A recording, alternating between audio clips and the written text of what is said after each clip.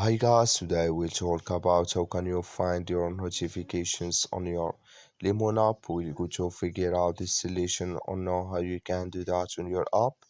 So you just follow these ways, then it's going to work with you to find your notifications list. So all you have to do now, you just go down here, you click on this sign down here. When you just click on it here, it's going to take you to this list.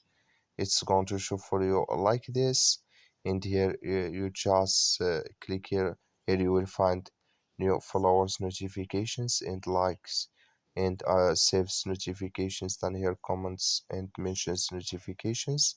So here can you find it. That's all. So just follow this way, then it's going to work with you. Thank you for watching. Don't forget to support us by like and subscribe. So thank you for your watching.